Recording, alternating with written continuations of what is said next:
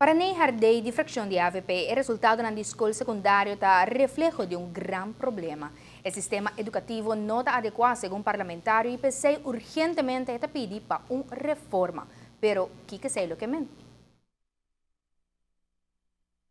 O resultado na preliminar de escola secundária está preocupado líder de fração de AVP. Não obstante tanto desenvolvimento positivo da ensinança. Nós está, modo de vista, desapontar do resultado de ensinança. O resultado de ensinança secundário diz uma indicação de problema que nós temos de ensinança. Deus graças tem mais coisas bom da sociedade de ensinança. Todo dia e na tua escola.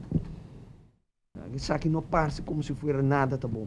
Mais coisas da sociedade. Mais maestro de escola de não experiência, de não própria vontade, tá assim tremendo trabalho que tudo nós muito não. Assim, na minha tem um assunto que não está bom. O parlamentar da Duna uma ilustração.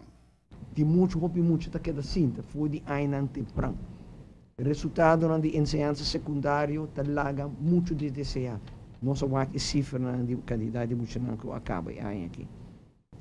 Sem o resultado na ensinança básica, ensinança especial, ensinança técnico, a quantidade de muito que nota acaba na estudo na Holanda.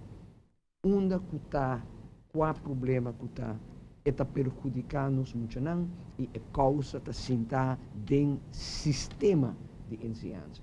Pero, Kiko especificamente quer men que a causa do problema está dentro do sistema de ensinança. Nós temos sistema organizatório e sistema de conteúdo não está up to date, perjudicar nós muito e consequentemente na carreira e consequentemente nosso país. Nossa fração a trobe chama uma chamada forte para uma reforma estrutural de nossa ensinança. E meta está para tudo muito. Qual muito que está, onde que está, qual escola que está, qual nível que está, chega ao seu máximo desenvolvimento. Sei, mas tem cambio estrutural, cambio organizatório, cambio no currículo, cambio na forma como nós damos, cambio da forma como nós manejamos a ensinança. O parlamentário que está saindo do setor de ensinança está papel aqui de um sistema educativo inefetivo e hasta doloroso. Para nós, isso aqui é urgente e nós aqui também. Não tem nenhum motivo para guardar. Nós temos experiência com nós por direito à ensinança. Bancoi vai evaluar nos projetos no ano passado. PRIAPEP, já renovação de ensinança técnica. Vão evaluar e o que é bom, o que não é bom. Vão cambiar o que não é bom e pôr coisas não é bom.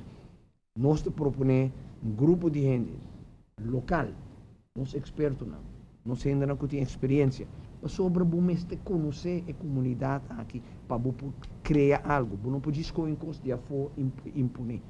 Giovanni Müller, Notícia e Noite.